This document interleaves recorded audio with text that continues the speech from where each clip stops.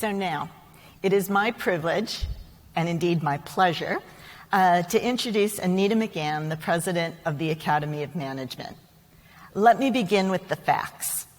Anita is the Rotman Chair in Management at the University of Toronto. Her research focuses on entrepreneurship in the public interest and innovative collaboration between public and private organizations. She is a business school professor who is on a mission to transform both business and business education, specifically to ensure that business does not chase profit while neglecting societal good. Anita has received many teaching awards for her performance in the classroom, and she has received Distinguished Educator Awards from the Business Policy and Strategy Division and from the Academy of Management for her leadership in business school education. She has served as Division Chair for BPS, and she is an elected Fellow of the Strategic Management Society and the Academy of Management. Now, that summary should give you a good sense of the high quality of Anita's research, teaching, and service. But now let me give you a glimpse of the person who stands behind those roles and those honors. Anita is a passionate leader. She holds strong views. She has strong opinions on many issues. And yet, when she meets someone whose views are different from her own, her first instinct is not to push her point and argue her own viewpoint, but to invite the other person out for a coffee so she can learn more about their views and explore their perspective. Anita is a doer. She gets things done. She grabs a task with both hands and moves it forward. But she never misses an opportunity to acknowledge other people's contributions and thank them for their work. During her presidency, Anita has encouraged the Academy to shoot for the moon in our strategic thinking, but she's also ensured that we remain grounded to the values we hold most dear in our hearts. Please welcome our Academy of Management President, Anita Mcgann.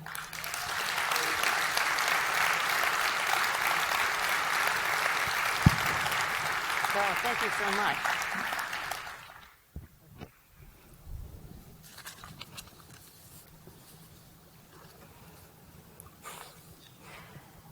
Thank you, Vice President Kulik, Executive Director Urbanowitz, headquarters team, distinguished guests, governors, members of the Task Force on Public Policy, and all of you, the Academy's members and my friends. Thanks to my partner, Professor Sarah Kaplan, and to our hosts, the people of the City of Atlanta, and especially to the fine staff of the hotels and conference center who are caring for us here.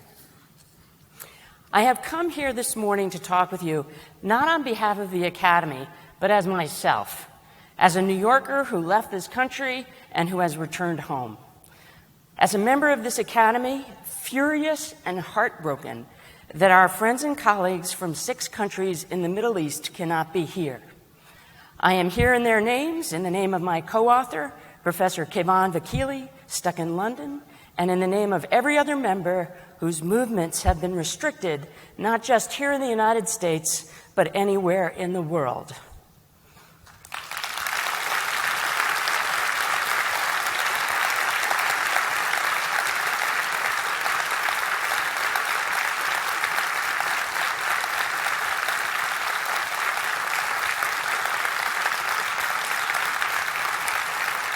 I invite you to join me here in their names, and I invite you as a management scholar in taking on something of Atlanta's identity while you were here, and in a way that I'll try to explain over the next few minutes.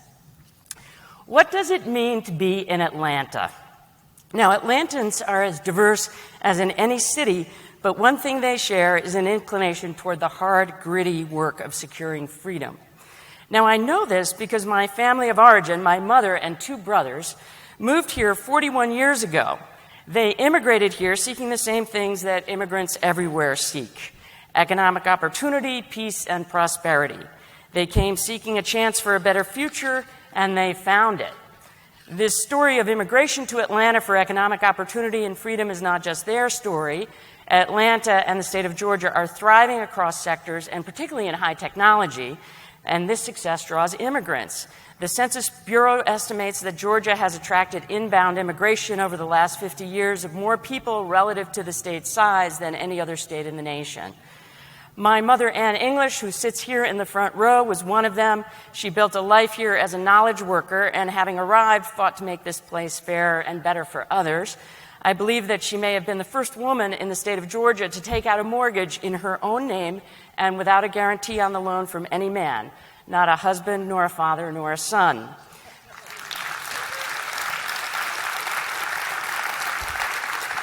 You can ask her later how many banks she had to go to before one accepted her application, but she persevered, and now, if you are qualified, you can get a mortgage as a woman here in Atlanta without too much more trouble than as a man. I have another Atlantan as a guest today. Please meet her husband and partner of 34 years, Colonel James Neely, retired from a long career of distinguished service in the United States Army.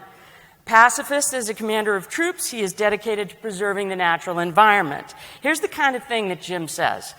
Did you know that 2 studies came out in the journal Nature last week showing that average temperatures will rise by more than 3.6 degrees by the end of this century, threatening human life on this planet? What are you doing about that, Anita? Talk like this has earned Jim the name of Disaster Man in our family, and believe me, he is the best thing that has ever happened to us. Next, my youngest brother, Martin, a nearly lifelong Atlantan. He lives here as a CEO of 2 healthcare companies.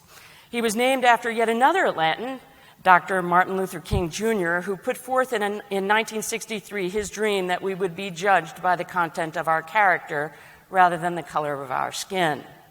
Our parents were inspired by that speech not only to name their son after Dr. King, but also to move our family to Jackson, Mississippi for the summer of 1966 to be part of the transformation of the American South. My brother likely does not remember this experience as he was only an infant, but I remember terrifying poverty and profound graciousness of the people that I met in Jackson that summer. I remember my anger around the arrogant, oppressive privilege that I saw. I remember the constraints on the freedom of good people and the privilege of bad people.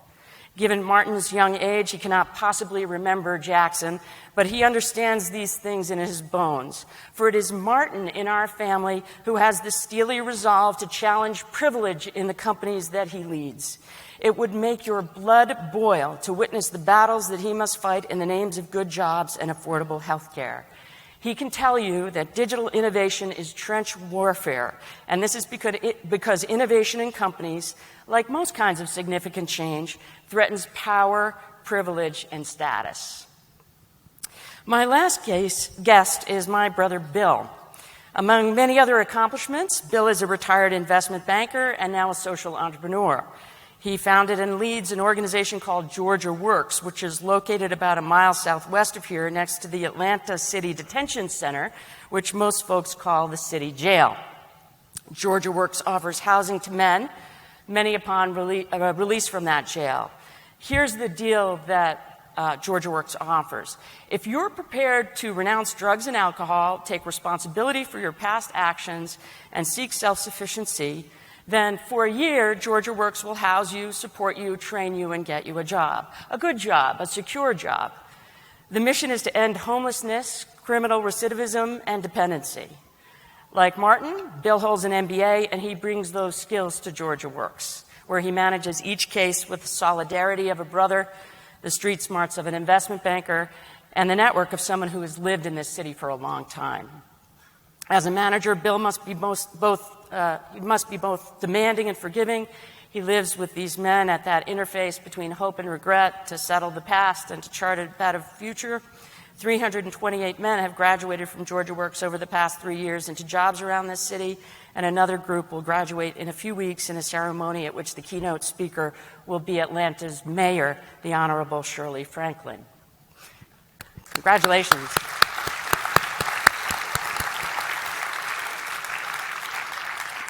These are 4 Atlantans, all managers, all immigrants to this place. Theirs is the Atlanta that I want to be a part of with you as management scholars over the next few days. It is a place where, through enterprise and commitment and organization, immigrants strive to improve the lives of those around them. And like them, we have a lot of work to do. If you walk the streets of this neighborhood, you will immediately see that the prosperity that has arisen in Atlanta has not benefited everyone equally. Walk around this neighborhood, you'll see signs of deep-seated poverty, inequality, racial injustice, and drug abuse. You'll see signs of inadequate health care, particularly for people of color, women, religious minorities, the LGBTQ community, and those recently released from jail and prison. Look again, and you'll see signs of inadequate sanitation, nutrition, and social support. Walk around outside, and you will experience oppressive heat intensified by climate change. So while it's clear that Atlanta's and Georgia's successes have been significant, it's also clear that many in this city and state still suffer. The prosperity of Atlanta, built on management ideas and management teaching of the last half century, is deeply connected to and entwined with the problems here. Now, before I go further, I want to say three things right away. The first is that Atlanta's successes and problems are those of every society in the world. This relationship between prosperity and freedom, between privilege and oppression, between what works and what does not work, is nuanced and complex, and you can find it in one form or another anywhere you look. The second thing that I want to say is that the achievements of places such as Atlanta are in jeopardy whenever freedom is constrained. Freedom to immigrate, freedom to discern the truth through science, freedom to speak the truth. Atlantans run deep in their understanding of freedom. Constrain the freedom of scientists, and science suffers. Discriminate to prevent workers from work, and productivity and prosperity suffer. Restrict immigration, and you stop progress. But an Atlantan would tell you that at the interface of jobs and freedom, of liberty and prosperity, of immigration and responsibility, of freedom to organize, and of the movement that we need to save this planet, that among all these reasons to preserve freedom, that one stands out. The strongest case for freedom is freedom itself. Freedom must come first, and not because freedom leads to jobs and prosperity, but because it is right, because it is about the actualization of human potential. When the doors of any organization, city, or country are closed in ways that are unfree and unjust and unprincipled, then poison infiltrates the place. We must fight this poison. We cannot take for granted what we have. This is what Atlanta stands for, the fight for freedom because it is right. The third thing that I want to say without taking another breath, the problems of Atlanta and of the U.S. and of the world are our problems as management scholars. That search for a better life, that striving for a good job and for economic opportunity, that striving for a real conversation about climate is a search whose success depends on effective organization. It is great management that breaks the trade-offs between prosperity and inequality, between winners and losers. It is great management that pulls us together with solidarity to achieve solutions to the most pressing problems on these streets and in our climate. And it is bad management that exploits the vulnerable to enrich and empower a few. It is bad management that divides us and crushes creativity and oppresses human actualization and pulls us apart. As scholars, you of course study the difference between good and bad management. This is not an academy of business. This is the Academy of Management. Here at this meeting, I am happy to report that there are sessions on climate and poverty and healthcare and other topics that relate to this agenda. We will, of course, talk about management of all types of organizations, companies, yes, but also city governments, schools, jails, charities, hospitals, NGOs, partnerships, federal governments, and intergovernmental agencies. But I would like to suggest that we double down even more intently on the management of organizations designed to address the most important problems of our time. These problems should be our central focus because the problems on the street outside and at our borders and in the world around us are management problems. The problems of the vulnerable everywhere are our problems. Climate is our problem as management scholars. These are our problems because bad management is complicit in their genesis and because the only chance at their resolution is the assembly of free people in well-managed organizations. You know, this promise of our field, it's sometimes clearer to those outside the field than it is to those within it. I often think about how 11 years ago I ran into my co-author, Dr. Paul Farmer, the physician founder of Partners in Health, with whom I worked in Rwanda for a short time. PIH has revolutionized the provision of healthcare to the poor, first in Haiti and then in other countries around the world, including in Peru, Russia, and Rwanda.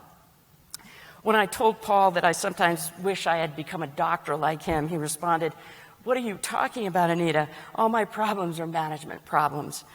What he meant was that in his clinical practice, he struggles with, resource allocation, people development, human resources, financing, efficiency.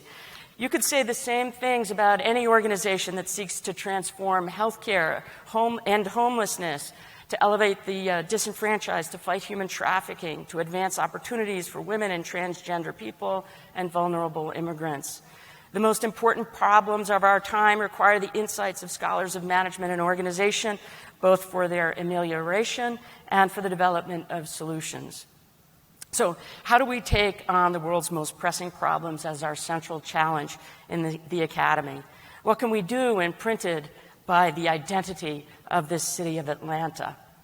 First, I invite you to free yourself to work only on things that are both important in the world and important to you personally.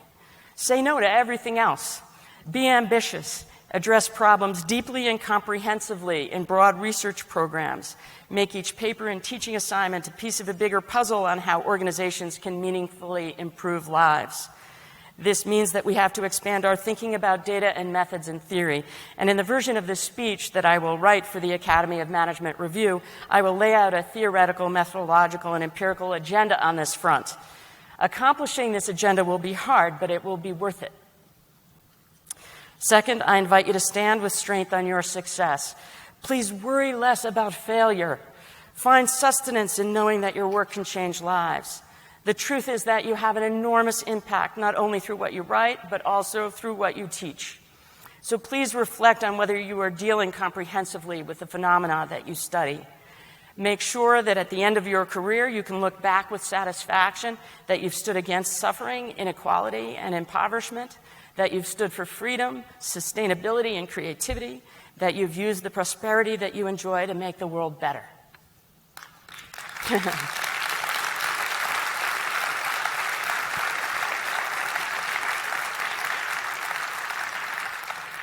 Third, I invite you to be generous and forgiving as a judge of others' work in the interest of promoting solutions to the world's pressing problems. When you issue a grade, or write a review, or edit a paper, or write a tenure letter, please ask whether and how the work you are examining advances enfranchisement and prosperity as well as prosperity itself. We need to support scholars that are dealing with difficult, intractable problems, even if the theory is imperfect and the data is incomplete and the methods are messy. It is the support, the friendships, the relationships, the connections between us that make us strong and that define us as an academy. Everything that we do together. Please be generous.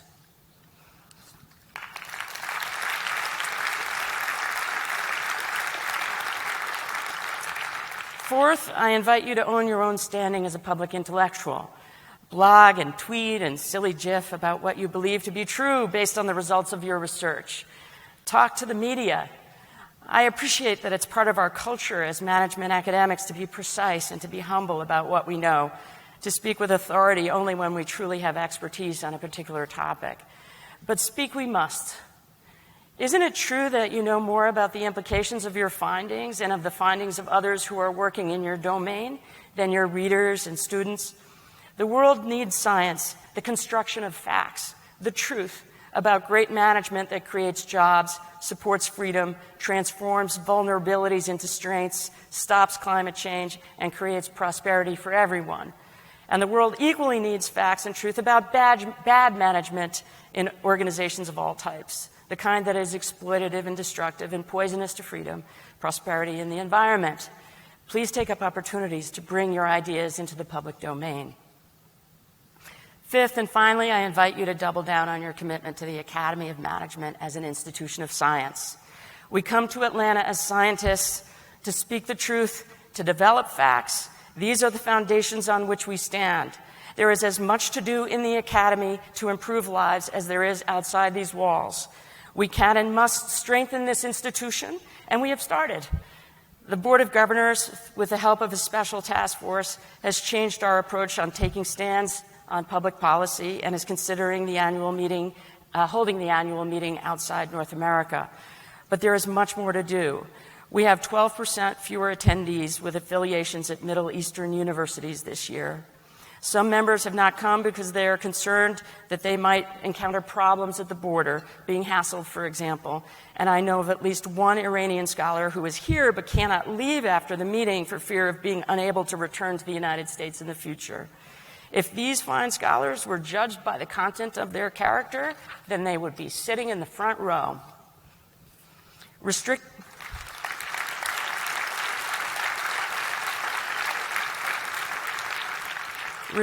on their freedom hurt us all, not because they prevent scientific progress, but because they are wrong. In the tradition of the great people of Atlanta, let us resolve to do our work this week in the names of these members and in the names of everyone who was oppressed and made vulnerable by abuse of privilege and power. Let us work for real, sustainable prosperity. We must come to terms with the privileges that we enjoy and the responsibilities that we hold in this profession. As social scientists, we can lead the world in taking on inequities and discrimination and injustice and bad leadership and bad organizational practice. It is us who can stand on our field's diversity and multidisciplinary breadth to offer solutions to the problems around us. It is us who can reject false prosperity in favor of a secure future on this planet. Let us secure and then speak the truth in public and with the integrity of our scholarly processes at our backs about the organizations on the street outside and at our borders and around the world and in the places that we go every day. Thank you very much.